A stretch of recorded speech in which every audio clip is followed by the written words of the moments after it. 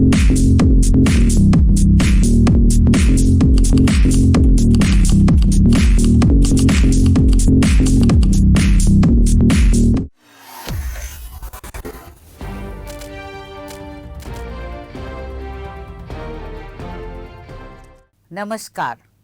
Judgement समझिए माला दीक्षित से कार्यक्रम में आपका स्वागत है।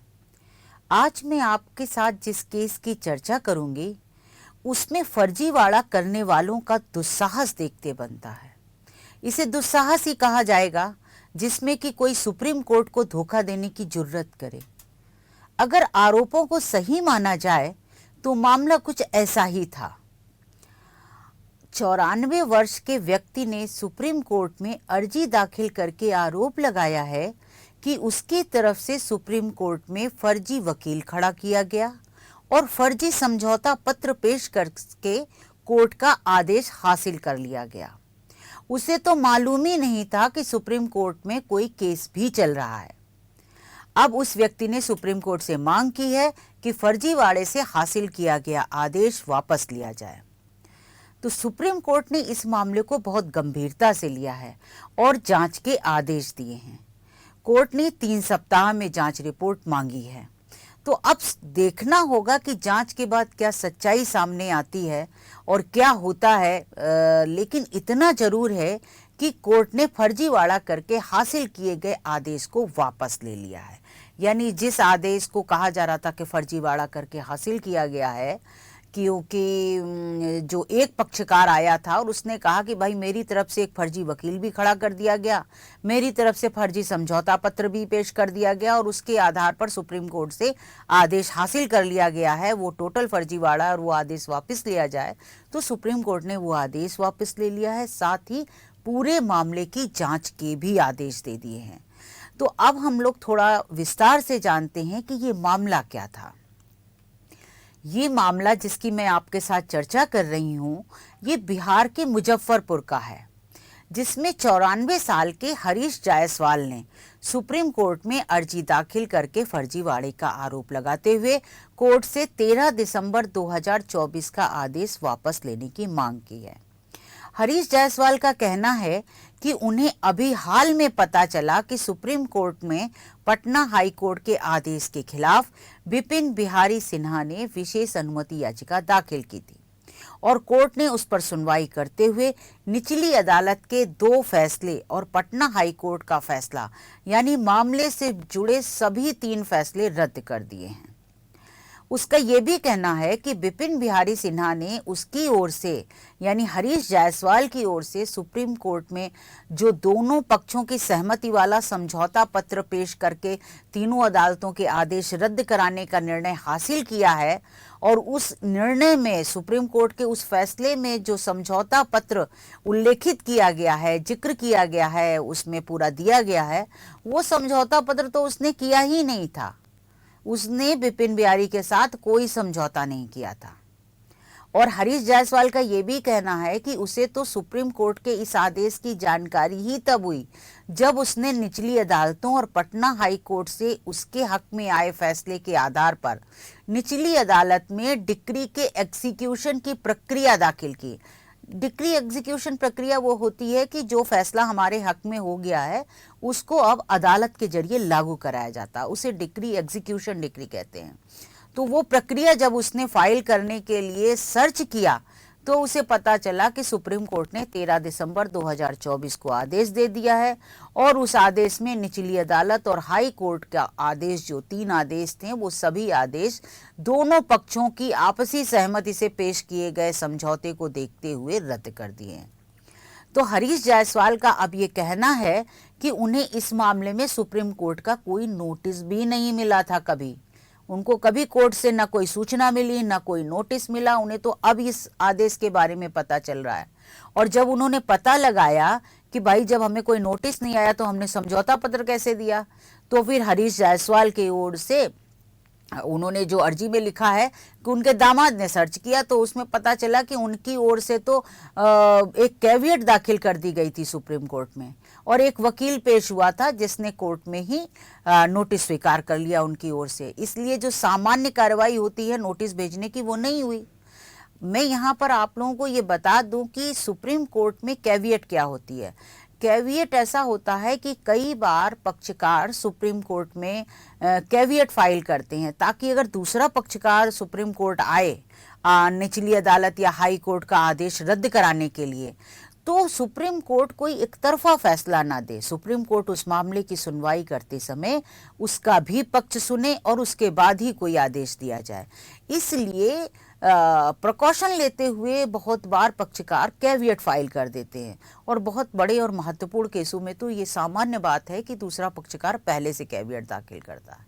तो इस मामले में क्या हुआ था कि हरीश जायसवाल का कहना है कि उन्होंने कुछ भी नहीं फाइल किया, लेकिन सुप्रीम कोर्ट रिकॉर्ड के मुताबिक उनकी ओर से कैविएट फाइल की गई थी और एक वकील भी पेश हुआ जिसने नोटिस एक्सेप्ट कर लिया था।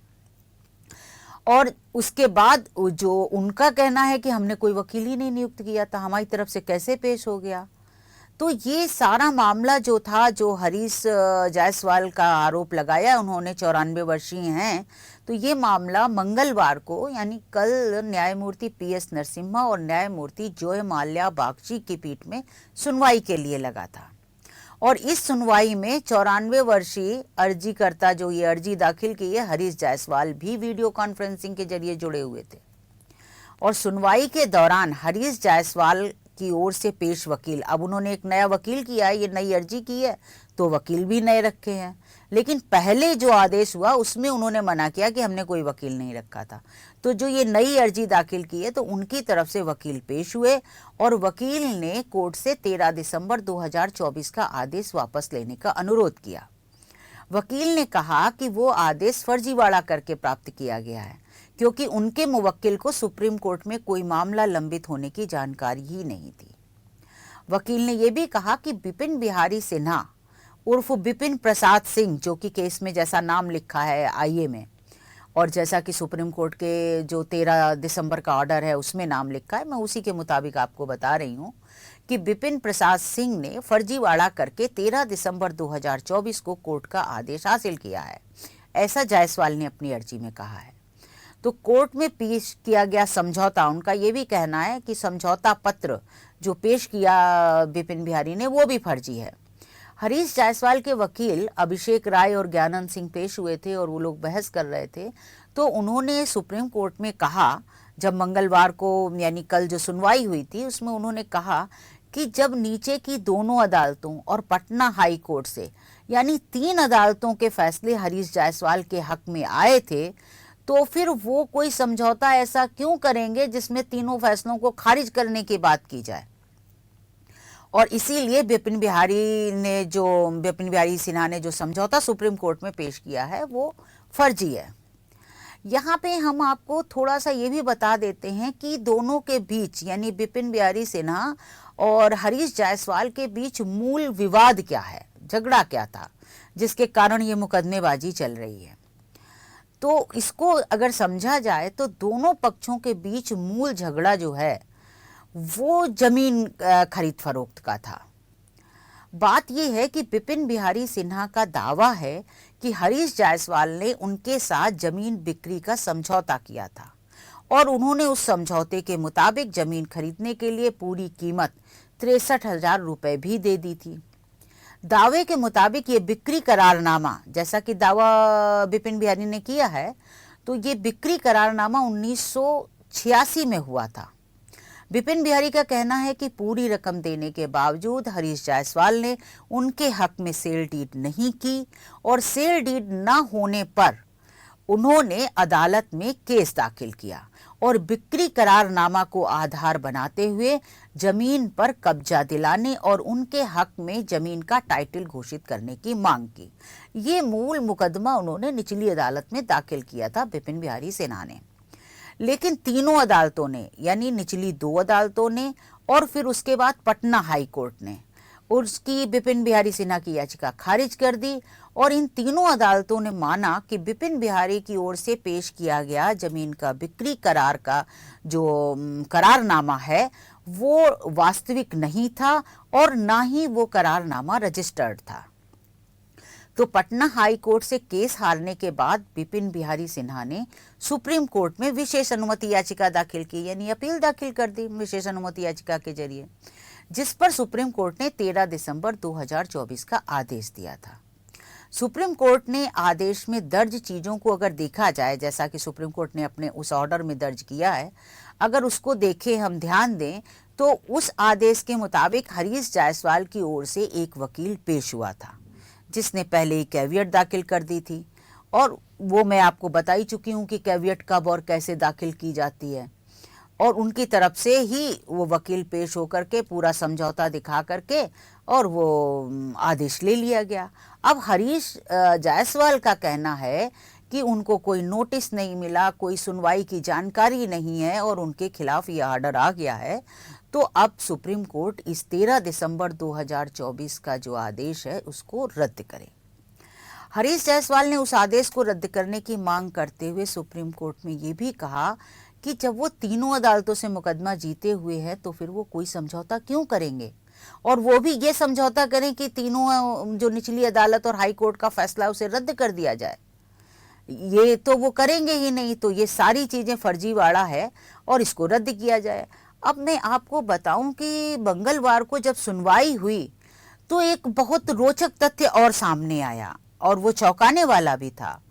सुप्रीम कोर्ट के रिकॉर्ड के मुताबिक 13 दिसंबर 2024 को जो आदेश हुआ है उसमें हरीश जायसवाल की ओर से जिस एओआर को पेश दिखाया गया है, एओआर वकील होता है, और सुप्रीम कोर्ट में जो एओआर होता है यानी एडवोकेट ऑन रिकॉर्ड, इसकी परीक्षा सुप्रीम कोर्ट कराता है और उसके बाद ही उसको एओआर का दर्जा मिलता है। तो जो एडवोकेट ऑन रिकॉर्ड होता है, जो वकील, जो एओआर वकील होता है, वही सुप्रीम कोर्ट में केस दाखिल कर सकता है। तो जो सुप्रीम कोर्ट का 13 दिसंबर का आदेश है 2024 का, तो उसमें हरीश जायसवाल की तरफ से जिस एओआर को पेश दिखाया गया है, जिस वकील का नाम दिखाया गया है, मंगलवार को उसकी बेटी सुप्रीम कोर्ट में पेश हुई। उसकी बेटी भी वकील है, और मज़ेदार बात यह है कि उसमें एओआर का नाम है और उसकी बेटी का नाम भी उस आदेश में 13 दिसंबर के आदेश में दर्ज है। तो जब कल मंगलवार को सुनवाई हुई तो उसकी बेटी सुप्रीम कोर्ट में खुद पेश हुई और उसने कहा कि भाई मेरे पिताजी इस केस में कभी पेश नहीं हुए थे, और उसने ये भी कहा कि वो तो पिछले 5 साल से वकालत ही नहीं कर रहे हैं, वो प्रैक्टिस नहीं कर रहे हैं 5 साल से। और उसने, जो बेटी उनकी पेश हुई, जो खुद भी एक वकील थी, उन महिला वकील ने कहा कि मैं भी इस केस में कभी पेश नहीं हुई। यानी एक चीज़ साफ हो गई कि जो नाम दर्ज है वहाँ पर कि ये पेश हुए थे, उनकी तरफ से आकर के सुप्रीम कोर्ट में खुली अदालत में कहा गया कि भाई हम तो पेश ही नहीं हुए। तो अब एक बहुत बड़ा सवाल उठता है कि अगर वो लोग पेश ही नहीं हुए तो फिर कैसे उनका नाम दर्ज हो गया, और अगर वो पेश नहीं हुए तो कौन पेश हुआ था। अब ये सब बातें भी तो जांच की हो गई हैं। एक बड़ा सवाल खड़ा हुआ है कि ये सब कैसे हुआ। जब सुप्रीम कोर्ट के सामने माननीय न्यायाधीशों के सामने ये बात खुलासा हुई और उनको ये सब बातें पता चली, और महिला वकील ने खुद आके कहा कि उनके पिताजी इस केस में पेश नहीं हुए थे जिनका नाम दर्ज है, और ना ही वो पेश हुई थी, तो फिर न्यायाधीशों का माथा ठनका और उन्होंने फिर इस मामले की जांच के आदेश दिए। माननीय न्यायाधीशों ने सुप्रीम कोर्ट के रजिस्ट्रार से कहा है कि इस पूरे मामले की जांच कराई जाए और 3 हफ्ते में सुप्रीम कोर्ट में रिपोर्ट पेश की जाए। सुप्रीम कोर्ट ने कहा है कि जैसे ही रिपोर्ट आएगी तब इस मामले को फिर से सुनवाई पर लगाया जाए। इसके साथ ही सुप्रीम कोर्ट ने अपना 13 दिसंबर का वो आदेश भी वापस ले लिया है जिसपे ये आरोप लगाया जा रहा है कि फर्जीवाड़ा करके हासिल किया गया है, यानी फर्जी वकील, फर्जी प्रतिवादी और फर्जी समझौता पत्र पेश करके जो आदेश हासिल कर लिया गया है, वो आदेश भी, आरोपित आदेश भी सुप्रीम कोर्ट ने फिलहाल वापस ले लिया है और 3 सप्ताह में रिपोर्ट मांगी है। तो अब जांच पूरी होने के बाद ही असली बातें पता चलेंगी, सच्चाई सामने आएगी। लेकिन जो केस का अभी तक खुलासा हुआ है और जो तथ्य सामने आए हैं वो बहुत चौंकाने वाले हैं, क्योंकि आम जनता जिस सुप्रीम कोर्ट से का इतना सम्मान करती है और एक सुप्रीम कोर्ट का एक ऑरा बना हुआ है, उसका एक गरिमा बनी हुई है। कोई ये सोच ही नहीं सकता कि वो सुप्रीम कोर्ट में कोई गुस्ताखी करे और उसी सुप्रीम कोर्ट से कोई इस तरह उस सुप्रीम कोर्ट को झांसा दे दे और ऐसे एक आदेश प्राप्त कर ले, तो ये भी बहुत चौंकाने वाली बात है। अब आने वाले दिनों में पता चलेगा कि जांच में कि क्या हुआ था, क्या नहीं हुआ था, क्या सच्चाई थी, तो वो भी हम देखेंगे। तो आज बस इतना ही। फिर इस मामले में कोई आदेश आएगा, जो कुछ भी डेवलपमेंट होगा, मैं आपको उससे फिर अवगत कराऊंगी। तब तक के लिए आज्ञा दीजिए। धन्यवाद।